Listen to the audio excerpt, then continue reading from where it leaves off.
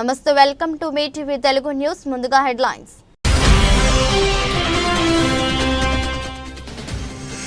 విమానం ఎక్కుతూ పడిపోబోయిన అమెరికా అధ్యక్షుడు ట్రంప్, వీడియో వైరల్.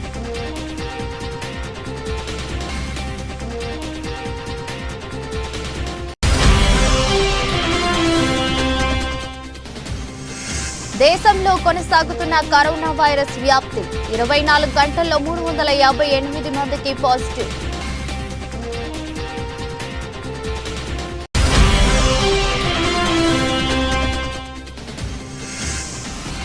ప్రజల రక్షణపై బాధ్యత ఉందా? ఏపీ సర్కారును నిలదీసిన వైఎస్ జగన్.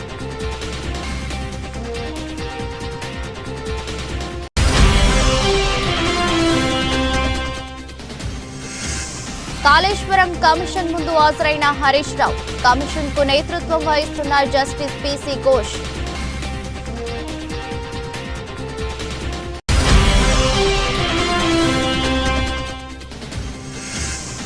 తొంభై 98,000 దిగువకు పుత్తడి, హైదరాబాద్ లో 1,600 తగ్గిన తులం ధర.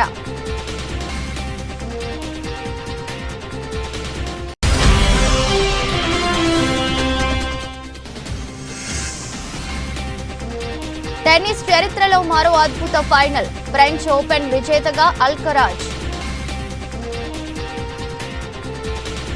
అమెరికా అధ్యక్షుడు డొనాల్డ్ ట్రంప్ మెట్లపై నుంచి జారి పడిపోబోయారు. న్యూజెర్సీలోని మోరిస్ టౌన్ లో గల మోరిస్ టౌన్ మున్సిపల్ ఎయిర్పోర్ట్ లో శనివారం ఈ ఘటన చోటు చేసుకుంది. అక్కడి నుంచి బయలుదేరే సమయంలో ఎయిర్ ఫోర్స్ 1 ఎక్కుతున్న ట్రంప్ ఒక్కసారిగా మెట్లపై అదుపు తప్పారు.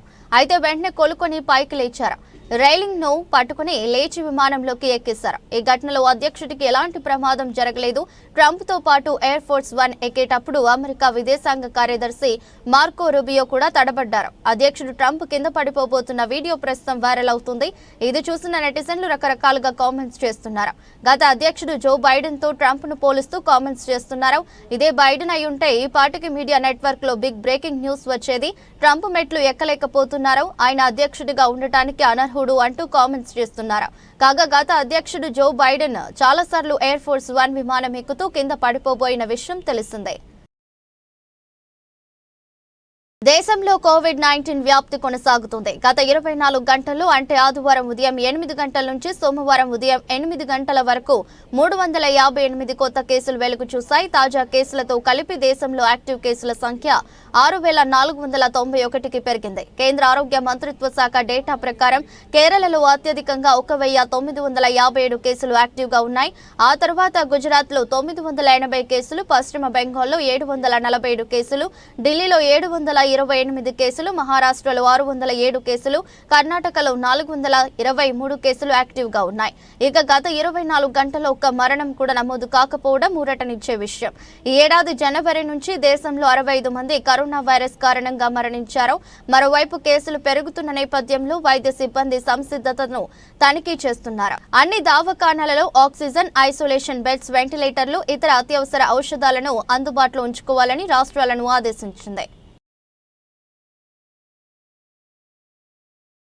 అనంతపురం జిల్లాలో ఇంటర్ విద్యార్థిని దారుణ హత్యను ఏపీ మాజీ సీఎం వైసీపీ అధినేత వైఎస్ జగన్ తీవ్రంగా ఖండించారు. రాష్ట్రంలో మహిళలకు, బాలికలకు రక్షణ, భద్రత లేకుండా పోయిందని విమర్శించారు. శాంతి భద్రతల నిర్వహణలో చంద్రబాబు వైఫల్యం ఇలాంటి దారుణాల రూపంలో ప్రతిరోజు కనిపిస్తూనే ఉందని అన్నారు. అనంతపురంలో ఇంటర్మీడియట్ చదువుతున్న గిరిజన బాలిక సాకే తన్మయిని అత్యంత దారుణంగా హత్య చేశారని వైఎస్ జగన్ అన్నారు. ఈ నెల జూన్ 3న తమ కుమార్తె కనిపించడం లేదని తల్లిదండ్రులు పోలీసులకు ఫిర్యాదు చేసినప్పటికీ ఆ అమ్మాయిని రక్షించడంలో రాష్ట్ర ప్రభుత్వం విఫలమైందని తెలిపారు. ఆ రోజుల తర్వాత కూడేరు మండలం బ్రాహ్మణపల్లి సమీపంలో తన్మయి మృతదేహాన్ని గుర్తించారని చెప్పారు. తన్మయి హత్య పూర్తిగా యాంత్రంగ వైఫల్యమని విమర్శించారు. తమ అమ్మాయి కనిపించడం లేదని తల్లిదండ్రులు ఫిర్యాదు చేసినప్పుడు అక్కడ పోలీసులు ఏం చేస్తున్నారో, ప్రభుత్వం ఏం చేస్తుందని ప్రశ్నించారు. 6 రోజుల క్రితం ఫిర్యాదు వచ్చినా సరే ఎందుకు పట్టించుకోలేదు? రాష్ట్రంలో కేసుల దర్యాప్తు మీద, నేరాల అదుపు మీద అసలు దృష్టి ఉందా అని నిలదీశారు. కేవలం రెడ్ బుక్ రాజ్యాంగం అమలు, డైవర్షన్ పాలిటిక్స్ తప్ప ఈ ప్రభుత్వానికి ప్రజల రక్షణ పట్ల బాధ్యత అనేది ఉందా అని ప్రశ్నించారు. తన్మయ్ హత్య ఘటనకు ముఖ్యమంత్రి ప్రభుత్వం బాధ్యత వహించాలని డిమాండ్ చేశారు. అనంతపురం జిల్లా కేంద్రానికి చెందిన తన్మయ్ ఆకుతోటపల్లి వద్ద గల Ramakrishna college inter second year చదువుతోంది. ఈ నెల 3వ తేదీన ఆమె ఇంటి నుంచి బయటకు వెళ్లింది. రాత్రి 9 గంటల సమయంలో కడుపు నొప్పిగా ఉందని కూల్ డ్రింక్ తాగడానికి అని బయటకు వెళ్లి తిరిగి రాలేదు. దీంతో కంగారు పడిపోయిన తల్లిదండ్రులు పరిసర ప్రాంతాల్లో వెతికారు. తెలిసిన వాళ్లు బంధువులను అడిగినప్పటికీ లాభం లేకపోవడంతో ఈ నెల 4వ తేదీన స్థానిక పోలీస్ స్టేషన్లో ఫిర్యాదు చేశారు. పోలీసింగ్ మిస్సింగ్ కేసు నమోదు చేసుకుని దర్యాప్తు చేస్తుండగానే కూడేరు మండల పరిధిలోని ఎన్సీసీ నగర్ సమీపాన ఉన్న ముళ్ల పొదల్లో గుర్తు తెలియని మృతదేహం లభ్యమైంది. గుర్తించలేని విధంగా ముఖం కాలిపోయి ఉబ్బిపోయి ఉండటంతో పాటు శరీరంపై కాలిన గుర్తులు ఉన్నాయి. దీంతో ఆమెను ఉద్దేశపూర్వకంగా హత్య చేసి ఉంటారని పోలీసులు అనుమానిస్తున్నారు. తన్మయ్పై దాడి చేసి పెట్రోల్ పోసి కాల్చి చంపి అనంతరం మృతదేహాన్ని మణిపాల్ స్కూల్ వెనక పడేసినట్లు భావిస్తున్నారు. పోలీసుల సమాచారంతో అక్కడికి వెళ్లిన తల్లిదండ్రులు ఆ మృతదేహం తమ కుమార్తెదేనని నిర్ధారించారు. పోస్టుమార్టం అనంతరం మృతదేహాన్ని తల్లిదండ్రులకు అప్పగించారు.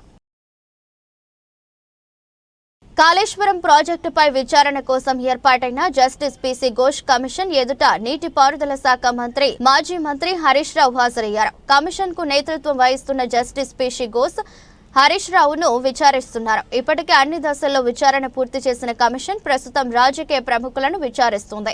ఇప్పటికే ఆర్థిక శాఖ మాజీ మంత్రి ఈటెల రాజేందర్ ను ప్రశ్నించిన విషయం తెలిసిందే. అంతకుముందు కోకాపేటలోని తన నివాసం నుంచి తెలంగాణ భవన్ చేరుకున్న Harish Rao BRS working president KTR, party ముఖ్య నేతలతో భేటీ అయ్యారు. అనంతరం బీఆర్కే భవన్ కు బయలుదేరారు. హరీష్ రావుకు మద్దతుగా పెద్ద సంఖ్యలో బీఆర్ఎస్ కార్యకర్తలు తరలివచ్చారు. మొన్ననే కాళేశ్వరం ప్రాజెక్టు తెలంగాణకు కల్పతరు అని స్పష్టంగా రాష్ట్ర ప్రజలందరికీ అర్థమయ్యే విధంగా పీపీటీ ప్రజెంటేషన్ కూడా ఇవ్వడం జరిగింది. సరే, రాజకీయ దురుద్దేశంతో కాంగ్రెస్ పార్టీ ఈ కమిషన్ను ఏర్పాటు చేసిన న్యాయ వ్యవస్థ మీద, రాజ్యాంగం మీద పూర్తి గౌరవము, విశ్వాసం ఉన్నటువంటి పార్టీ బీఆర్ఎస్ పార్టీ. ఈరోజు జస్టిస్ ఘోష్ కమిషన్ మమ్మల్ని పిలిచింది కనుక ఈరోజు కమిషన్ ముందుకు వెళ్లి ఇంతకాలం కాంగ్రెస్ పార్టీ చేస్తున్న దుష్ప్రచారాలన్నీ కూడా వివరించి వాస్తవాలన్నింటినీ కమిషన్ కు తెలియజేస్తాం. సో మా దగ్గర ఉన్నటువంటి పూర్తి సమాచారం, అన్ని విషయాలను కూడా కమిషన్ దృష్టికి తీసుకువెళ్తాం. గత కొంతకాలంగా కొంతమంది వ్యక్తులు, కొన్ని పార్టీలు వాళ్ళు ఉద్దేశపూర్వకంగా బీఆర్ఎస్ పార్టీ మీద రాజకీయ కక్షతో బురద జల్లేటువంటి ప్రయత్నం చేస్తా ఉన్నారు. వాస్తవానికి ఒక ప్రభుత్వం విద్వేషంతో కాదు ఆలోచించాల్సింది, వివేకంతో ఆలోచించాలి, విజ్ఞత ప్రదర్శించాలి.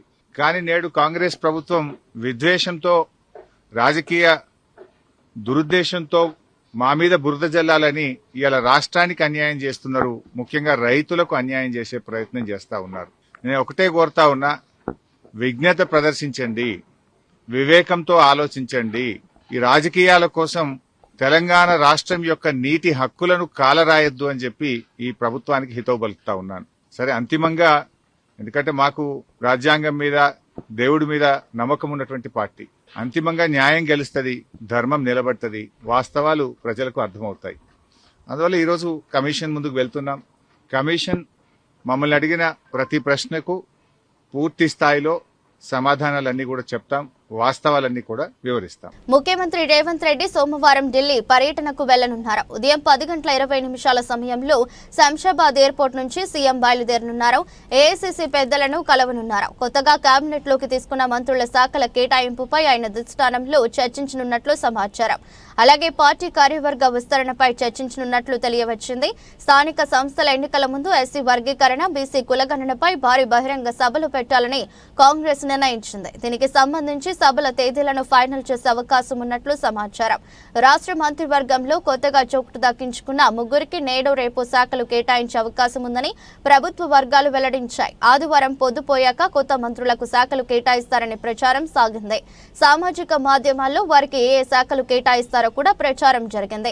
అయితే ప్రభుత్వం మాత్రం ఆయా మంత్రులకు శాఖల కేటాయింపుపై సోమవారం లేదా మంగళవారం ప్రకటించే అవకాశం ఉన్నట్లు తెలిసింది. ప్రస్తుతం ఎవరికి కేటాయించిన శాఖలను కొత్త వారికి ఇచ్చే ఛాన్స్ ఉందని ప్రభుత్వ వర్గాలు తెలిపాయి. కాగా ఎవరికి కేటాయించని శాఖలు చాలా ఉన్నాయి.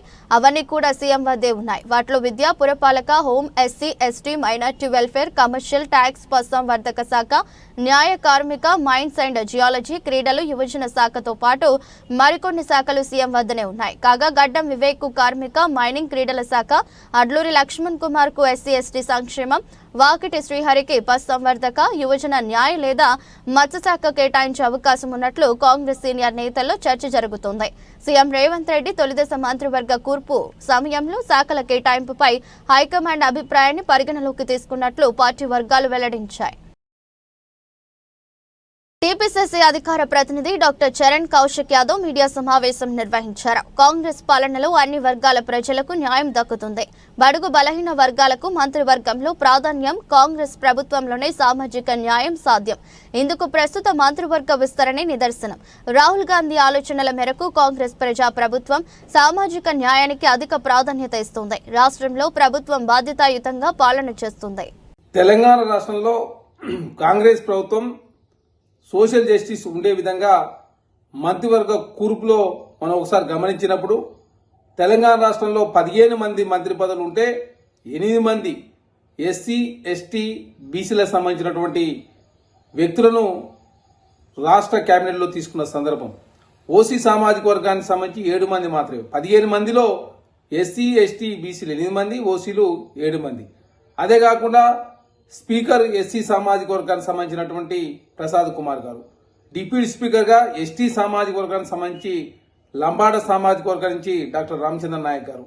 అదే కాకుండా కౌన్సిల్లో దాదాపు 7 మంది కౌన్సిల్లో ఉంటే అందులో 6 మంది బీసీలు 3, అదే కాకుండా ఎస్టీ 1, ఎస్సీ 1, మైనార్టీ నుంచి 1, ఓసీ 1 మాత్రం ఉన్నటువంటి పరిస్థితి. రాజ్యసభలో 3 ఉంటే బీసీలు 1 అనిల్ కుమార్ యాదవ్ గారు, మిగతా 2 ఓసీలు పరిస్థితి. అదే కాకుండా కాంగ్రెస్ పార్టీ అధ్యక్షుడు బీసీ. అదే కాకుండా తెలంగాణ రాష్ట్రంలో కాంగ్రెస్ ప్రభుత్వం కులగణన చేసి ఖచ్చితంగా బీసీలకు కావచ్చు, ఎస్సీ, ఎస్టీలకు సముచితమైన న్యాయం గౌరవం ఇవ్వాలని చెప్పి భావించి తెలంగాణ రాష్ట్రంలో మంత్రివర్గంలో కావచ్చు మిగతా పదవులు కొంత లేట్ అయినప్పుడు కూడా ఖచ్చితంగా సోషల్ జస్టిస్ ఇంప్లిమెంట్ చేసే ప్రయత్నంలో భాగంగా రేవంత్ రెడ్డి గారు అదేవిధంగా రాహుల్ గాంధీ గారు ముందుకు పోతా ఉన్నారు. కాబట్టి తెలంగాణ సమాజానికి ఇచ్చినటువంటి మాట నిలుపుకునే ప్రయత్నం కాంగ్రెస్ పార్టీ, కాంగ్రెస్ ప్రభుత్వం చేస్తా ఉంది. వారికి కాంగ్రెస్ పార్టీ పక్షాన ప్రత్యేక ధన్యవాదాలు తెలియజేసుకుంటూ ఖచ్చితంగా తెలంగాణ రాష్ట్రంలో కాంగ్రెస్ పార్టీ, కాంగ్రెస్ ప్రభుత్వం తెలంగాణ రాష్ట్రం ఏర్పడిన తర్వాత ఏనాడు ఈ స్థాయిలో కూడా ఎస్సీ, ఎస్టీ, బీసీలకు సంబంధించినటువంటి ఇంతమందిని కేబినెట్లో తీసుకున్న సందర్భం మనం చూడలేదు. అదే కాకుండా ఎస్సీలకు సంబంధించి మాలలు 2 మంత్రివర్గాలు ఉన్నారు, మాదిగలు 2 మంత్రివర్గాలు ఉన్నారు. అదే కాకుండా ఏకంగా స్పీకర్ గారు కూడా ఒక ఎస్సీ మాల సామాజిక వర్గానికి సంబంధించిన వ్యక్తి. కీలకమైనటువంటి మంత్రి పదవులే కాదు, స్పీకర్, డిప్యూటీ స్పీకర్ కూడా ఎస్సీ, ఎస్టీలకు సంబంధించి ఇచ్చిందంటే కాంగ్రెస్ ప్రభుత్వం ఎంత చిత్తశుద్ధితో ముందుకు పోతుందో అర్థం చేసుకోవాలి. అదే కాకుండా ఏనాడు తెలంగాణ రాష్ట్రం ఏర్పడిన తర్వాత కేసీఆర్ గారు 10 సంవత్సరాల కాలం ముఖ్యమంత్రిగా ఉండి ఎస్సీల నుంచి 1 మంత్రివర్గంలో తీసుకున్నారు, ఎస్టీల నుంచి 1 మాత్రమే మంత్రివర్గంలో తీసుకున్న సందర్భం చూసినాం. కానీ 4 మందిని తీసుకున్న సందర్భం ఓన్లీ రేవంత్ రెడ్డి గారి ప్రభుత్వంలో అది సాధ్యమైంది. కాబట్టి తెలంగాణ సమాజంతో కూడా గమనిస్తూనే ఉంది. తెలంగాణ రాష్ట్రంలో కాంగ్రెస్ ప్రభుత్వం ఇచ్చిన మాట ప్రకారం 15 మంత్రి పదవులు ఉంటే మల్కాజ్గిరి నియోజకవర్గంలోని వాణినగర్లో విధానంగా ఏర్పాటు చేసిన టీవీఎస్ షోరూమ్ ని మంత్రి పొన్నం ప్రభాకర్ ప్రారంభించారు. ఈ సందర్భంగా మంత్రి పొన్నం ప్రభాకర్ మాట్లాడుతూ తెలంగాణ రాష్ట్రాన్ని కాలుష్య రహితంగా తీర్చిదిద్దాలనే ఉద్దేశంతో రానున్న కాలంలో అందరూ ఎలక్ట్రానిక్ వాహనాలను వాడాలని, తద్వారా వాయు కాలుష్యాన్ని నియంత్రించవచ్చని, రానున్న రోజుల్లో తెలంగాణ రాష్ట్ర ప్రభుత్వం ఎలక్ట్రానిక్ వాహనాల కోసం ఛార్జింగ్ పాయింట్ కూడా ఏర్పాటు చేస్తుందని తెలిపారు.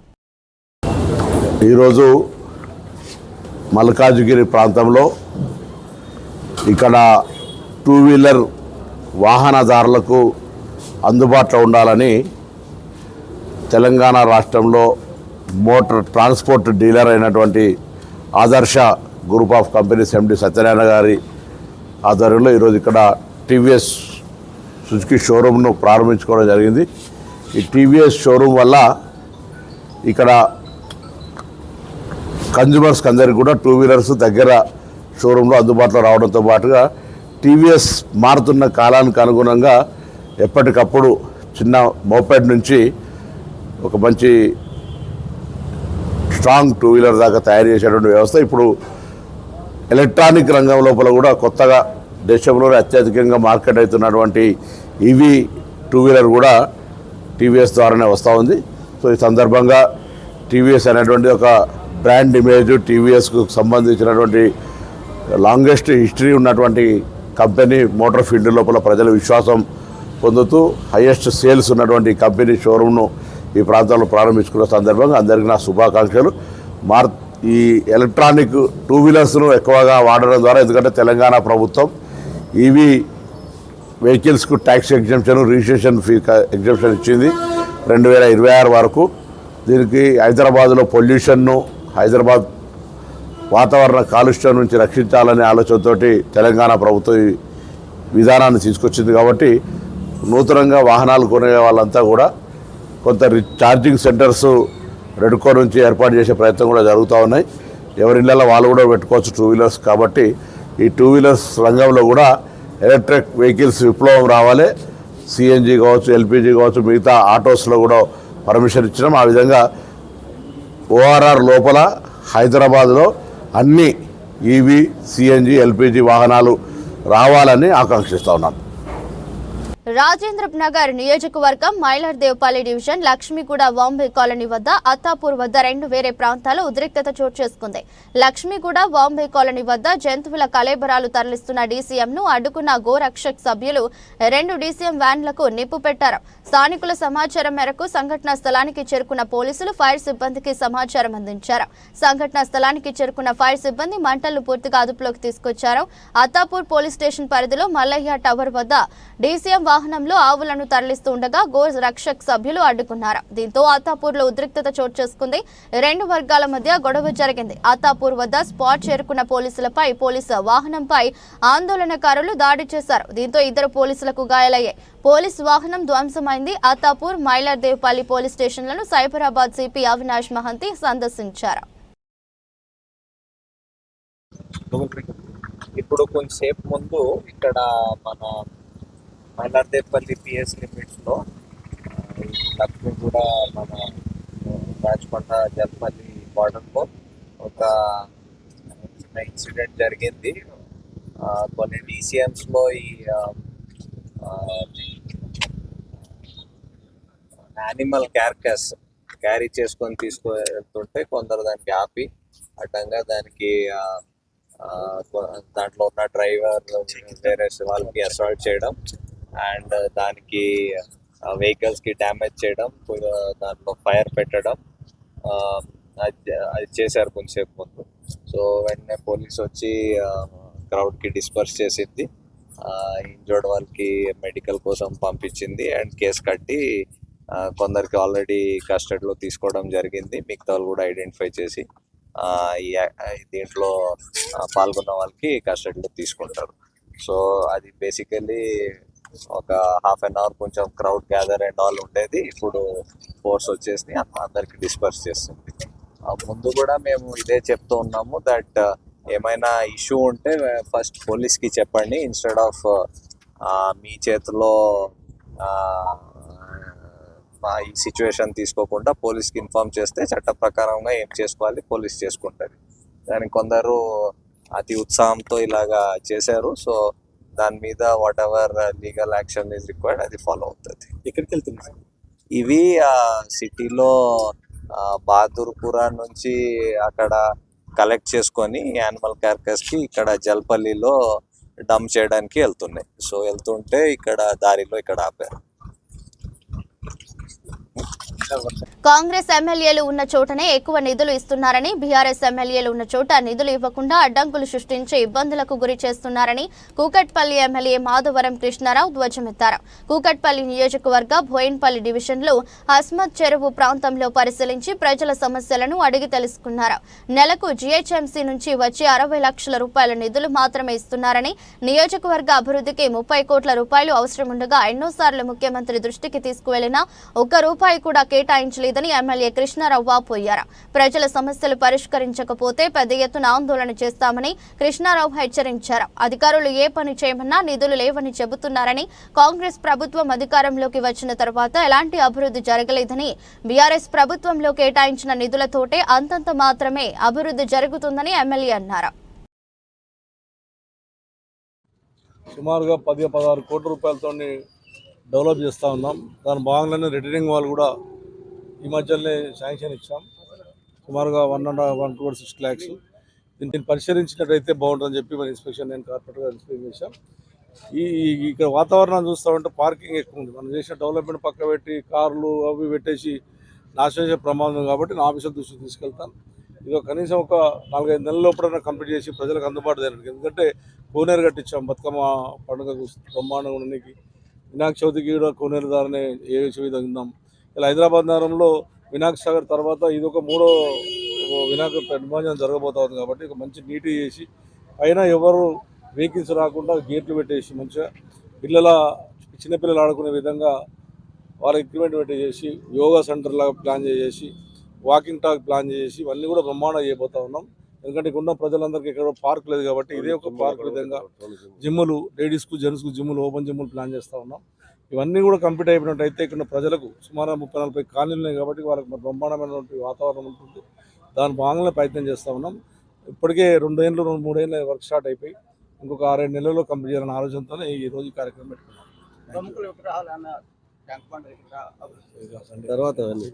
నక్సలైట్లు ఆయుధాలు వీడి జనజీవనంలో కలవాలని ఏబీవీపీ రాష్ట్ర కార్యవర్గ సభ్యుడు సావుల ఆదిత్య కోరారు. ఈ మేరకు సిద్దిపేట జిల్లా హుస్నాబాద్ మల్లెచెట్టు చౌరస్తా నుండి పోలీస్ స్టేషన్ ఆవరణలో ఉన్న జాన్ విల్సన్ విగ్రహం వరకు ఏబీవీపీ ఆధ్వర్యంలో ర్యాలీ జరిగింది. మావోయిజం పేరుతో 60 ఏళ్ల క్రితం ఏర్పడ్డ నక్సలైట్లు ఎంతో మంది ఆదివాసీలు, గిరిజనులు, దళితులను హతమార్చారని ఏబీవీపీ రాష్ట్ర కార్యవర్గ సభ్యుడు సావుల ఆదిత్య అన్నారు. ఇప్పుడు అర్బన్ నక్సలిజం పేరుతో సమాజంలో విష బీజాలు నాటుతున్నారని ఆరోపించారు. ఆపరేషన్ కగార్ ఆపివేసి నక్సలైట్లతో కేంద్ర ప్రభుత్వం శాంతి చర్చలు జరపాలని కోరుతున్నా ప్రతిపక్షాలకు నక్సలైట్లు అమాయకుల ప్రాణాలు తీస్తున్నప్పుడు శాంతి చర్చలు గుర్తు రాలేదని ప్రశ్నించారు. నక్సలైట్లు తుపాకీ తూటాలు వదిలిపెట్టి జనజీవన స్రవంతిలోకి వచ్చి రాజ్యాంగం ద్వారా ప్రజల పక్షాన పోరాడాలని సూచించారు. మంత్రి సీతక్కలాగా రాజకీయాల్లోకి వచ్చి ప్రజలకు సేవ చేయాలని కోరుతున్నారు. ఈరోజు అఖిల భారతీయ విద్యార్థి పరిషత్ హుస్నాబాద్ శాఖ ఆధ్వర్యంలో స్థానిక మల్లెచెట్టు చౌరస్తా నుండి పోలీస్ స్టేషన్ ఎదురుగా ఉన్నటువంటి జాన్ విల్సన్ విగ్రహం వరకు ర్యాలీ నిర్వహించడం జరిగింది.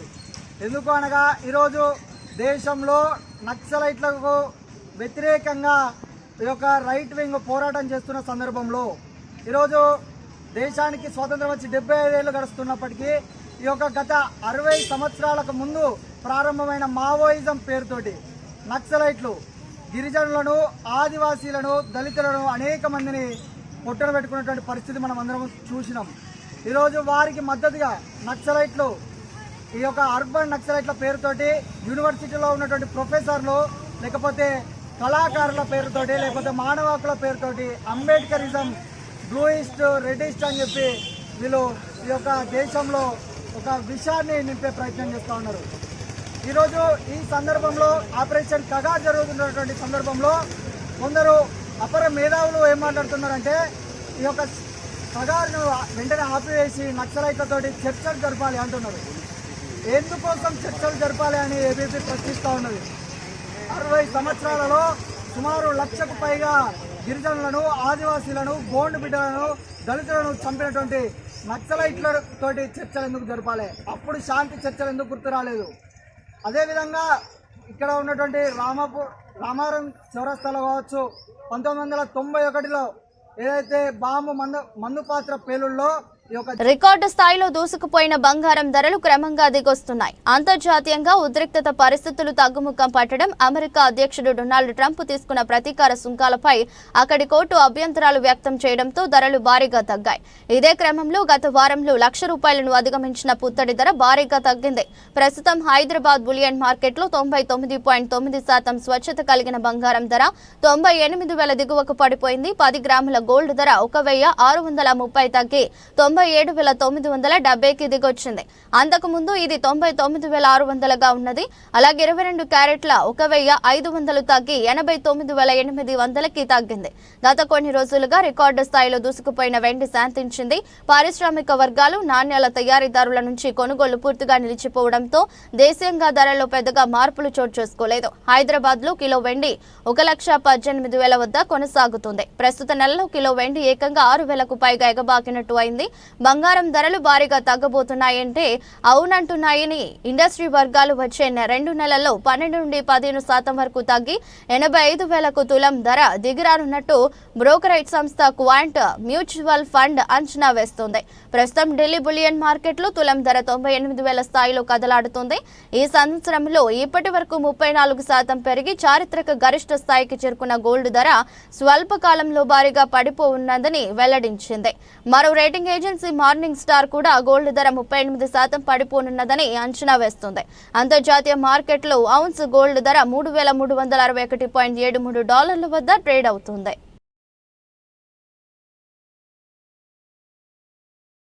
ప్రపంచంలో క్లే కోర్టు యువరాజుగా పేరుగాంచిన కార్లోస్ అల్కరాజ్ మరోసారి తన సత్తా చాటాడు. నిన్న రోలాండ్ గారోస్ లో జరిగిన ఫ్రెంచ్ ఓపెన్ ఫైనల్లో ప్రపంచ నెంబర్ 1 ఆటగాడు జానిక్ సిన్నర్ పై అద్భుతమైన విజయాన్ని అందుకున్నాడు. ఈ గెలుపుతో అల్కరాజ్ వరుసగా రెండోసారి ఫ్రెంచ్ ఓపెన్ టైటిల్ ను నిలబెట్టుకున్నాడు. చరిత్రలోని అత్యంత సుదీర్ఘంగా సాగిన ఈ ఫ్రెంచ్ ఓపెన్ ఫైనల్ మ్యాచ్ లో అల్కరాజ్ ప్రదర్శించిన అసాధారణ పోరాట పటిమ, మానసిక దృఢత్వం అందరినీ ఆకట్టుకుంది. 5 గంటల 29 నిమిషాల పాటు సాగిన ఈ హోరాహోరీ పోరులో 22 ఏళ్ల స్పానిష్ యువ కెరటం అల్కరాజ్ అద్భుత ప్రదర్శన కనబరిచాడు. ముఖ్యంగా 4వ సెట్లో 3 మ్యాచ్ పాయింట్లను కాపాడుకుని చివరికి 4-6, 6-7, 6-4, 7-6, 7-6 తేడాతో సిన్నర్ను ఓడించాడు. ఈ ఉత్కంఠభరిత మ్యాచ్ సందర్భంగా వ్యాఖ్యాతల అల్కరాజ్ మానసిక స్థైర్యాన్ని భారత క్రికెట్ దిగ్గజం Virat Kohli, basketball legend Michael జోర్డాన్లతో పోల్చడం విశేషం. ఒత్తిడిలోనూ అసాధారణ ప్రతిభ కనపరిచే క్రీడాకారుల కోవలోకి అల్కరాజ్ కూడా వస్తాడని వారు అభిప్రాయపడ్డారు. ముఖ్యంగా ఓటమి అంచున నిలిచినప్పుడు కూడా అత్యుత్తమ ప్రదర్శన కనబరచగల సామర్థ్యం ఈ పోలికలకు కారణమైంది. ఇక ఈ ఫైనల్ మ్యాచ్ టెన్నిస్ నవతరానికి చెందిన ఇద్దరు స్పిట్జెన్ ఆటగాళ్ల మధ్య జరిగిన తొలి గ్రాండ్ స్లామ్ ఫైనల్ కావడం మరో విషయం. వీరిద్దరూ 2000వ సంవత్సరంలో జన్మించిన వారే కావడం గమనార్హం. గత 8 గ్రాండ్ స్లామ్ టోర్నమెంట్లో 7 ఈ ఇద్దరు ఆటగాళ్లే కైవసం చేసుకోవడం వారి ఆధిపత్యాన్ని స్పష్టం చేసింది.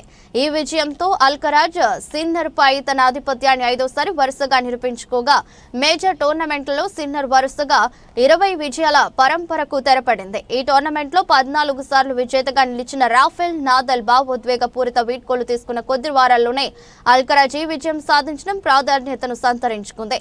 మ్యాచ్లోని కీలక సమయంలో అల్కరాజ్ కొట్టిన అద్భుతమైన రిటర్న్ షాట్ ను ఎప్పటికీ చూడలేని అత్యుత్తమ రిటర్న్లలో ఒకటిగా పలువురు వర్ణించారు. తీవ్రమైన ఒత్తిడిలోనూ ఇలాంటి అసాధారణ షాట్లు ఆడగలగడమే అల్కరాజ్ ని ఇతర క్రీడా దిగ్గజాలతో పోల్చడానికి మరింత బలాన్ని చేకూర్చింది. తమిళ నటుడు ధనుష్, ఐశ్వర్య, రజనీకాంత్ తో విడిపోయిన అనంతరం తన ఫోకస్ నంతా ప్రస్తుతం సినిమాలపైనే పెడుతున్న విషయం తెలిసిందే. గతేడాది 2 సినిమాలను దర్శకత్వం చేయడంతో పాటు విడుదల చేసి హిట్లు కూడా అందుకున్నారు. ఇందులో రాయన్ సినిమా మంచి కలెక్షన్లు కూడా రాబట్టింది. అయితే ధనుష్ నటించిన కుబేరా సినిమా ఈ నెల జూన్ 20న విడుదల కానుంది.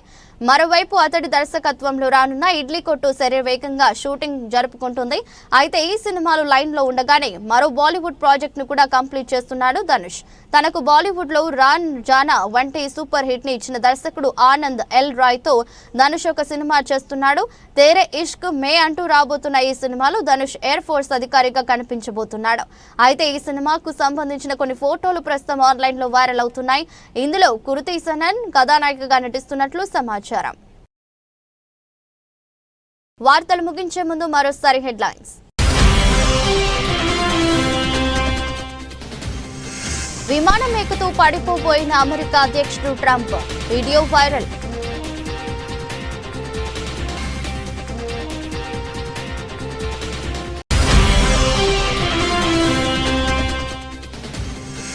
దేశంలో కొనసాగుతున్న కరోనా వైరస్ వ్యాప్తి, 24 గంటల్లో 358 మందికి పాజిటివ్.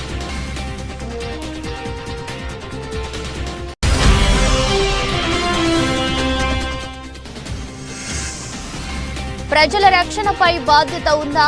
ఏపీ సర్కారును నిలదీసిన వైఎస్ జగన్.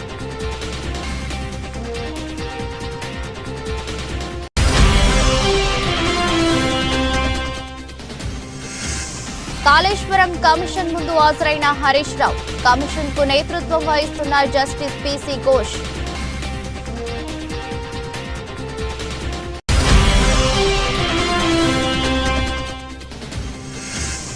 తొంభై 98,000 దిగువకు పుత్తడి.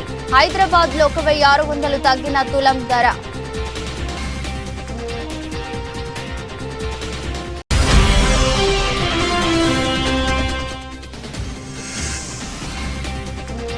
టెన్నిస్ చరిత్రలో మరో అద్భుత ఫైనల్. ఫ్రెంచ్ ఓపెన్ విజేతగా అల్కరాజ్. ఇది బులెటిన్. మరో బులెటిన్లో మళ్ళీ కలుద్దాం. అంతవరకు సెలవు. నమస్కారం.